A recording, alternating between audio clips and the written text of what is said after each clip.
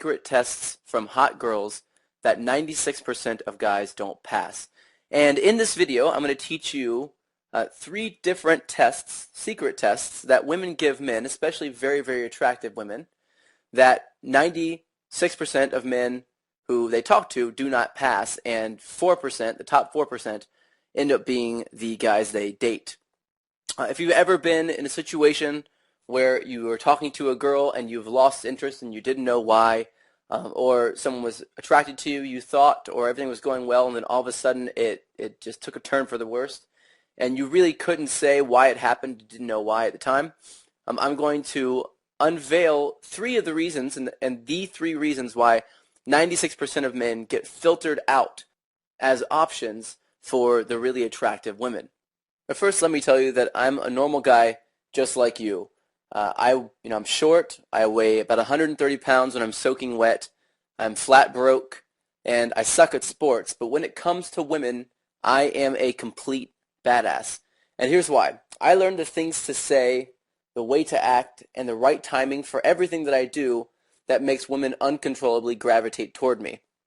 Now, in this video, of course, I'm going to show you a technique to give you the same ability to be a complete badass with women, even if you're not rich, tall, muscular, or good at sports.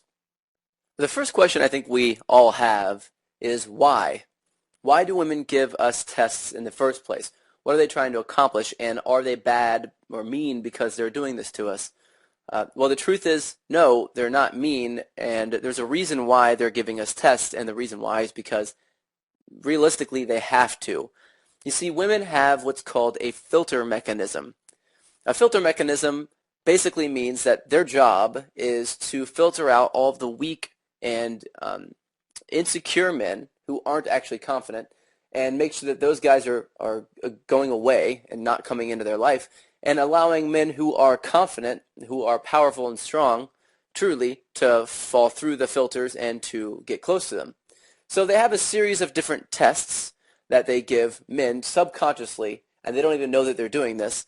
And if a guy passes the test, then they know that this guy is the right guy for them.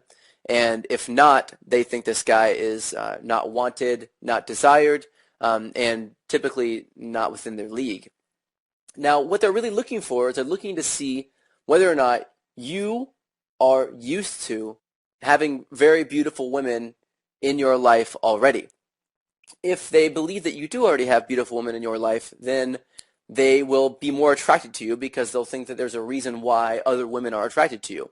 So they'll be more intrigued, they'll be more curious. But if you secretly act and subconsciously act like you don't have attractive women in your life, then they pick up on that through these tests and they filter you out. So the real question, I guess, now is, what are the three tests and how do I pass them? The first test is possibly the most common test that men see, and it's called a compliance test. A compliance test is when a woman asks you to do something, and she doesn't really want you to do it for her. She's just asking to see if you're going to jump up off your seat and do anything that she says for you to do. She's doing this because she doesn't want a guy who's going to bend to her every will, because a guy who bends to her every will is not used to dealing with beautiful women, and therefore he's going to do anything that she wants him to do. Now, if he fails this test, she may keep talking to him, but she's not going to talk to him and consider him as a potential mate, as a potential boyfriend. Instead, he's going to fall into the friend zone, or maybe even worse, he's going to get led on and sort of joked about behind his back to the rest of her girlfriends. So there are a lot of different compliance tests, and they usually happen in the beginning of an interaction, within the first 10 minutes of talking to a girl. Very, very attractive women give a lot of compliance tests. Women who are not used to guys hitting on them as much will give fewer compliance tests. So you can also tell by how many tests you get, you can tell whether or not a woman is hit on all the time or whether or not she's kind of never hit on. So the example of a potential compliance test might be, will you buy me a drink? Will you buy me a drink is a pretty common compliance test. Women have enough money to buy their own drinks in 99% of these cases. They just want to see if you're going to buy them a drink. Now, the typical response is to go, sure, yeah, of course, I'm not a dickhead and I'm not poor, so I'm going to buy you a drink. So the guy usually goes to the bar, buys her a drink. comes back, gives it to her, and she says thank you and turns around and walks away. Or she says thank you, sits there and talks to him while she finishes her drink, and then afterwards she says nice to meet you and walks away.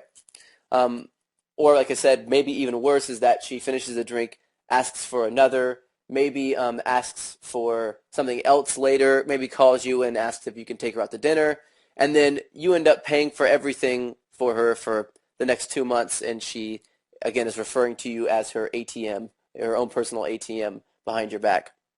So that's one test called a compliance test. The next test is called a congruence test.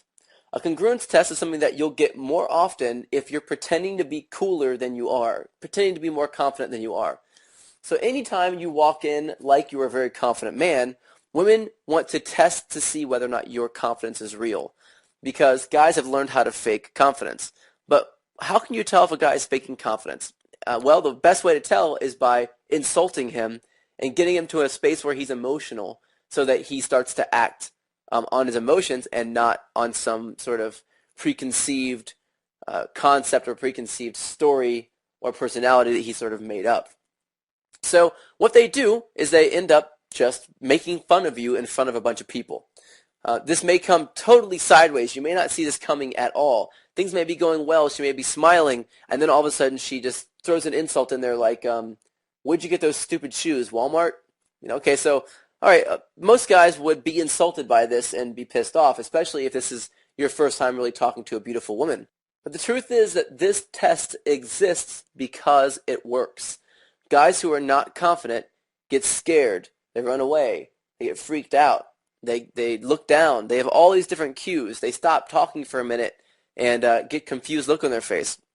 Guys that are very confident are used to women doing this to them because they're used to women being not sure if they're faking their confidence or not. So they know how to respond to this test. This is a test where if you're getting it, it's really considered a high-quality problem because that means you're talking to and attracting very beautiful women.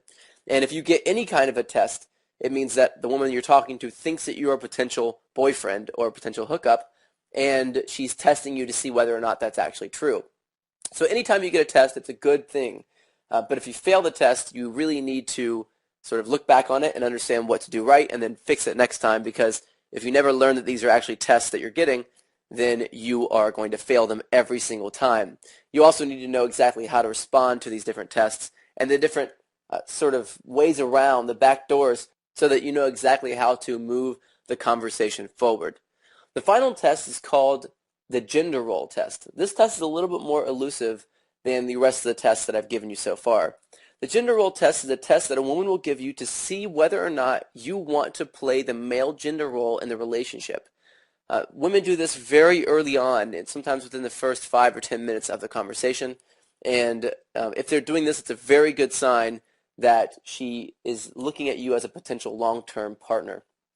Now, the way this comes out is that she'll begin to take charge or take control of the interaction, sort of telling you what to do, leading around, turning away, stepping back, talking to someone else in the middle of a conversation, and things like this. Now, what she's doing is she's trying to test whether or not you are going to be strong enough to lead the relationship and whether or not she can trust you later on.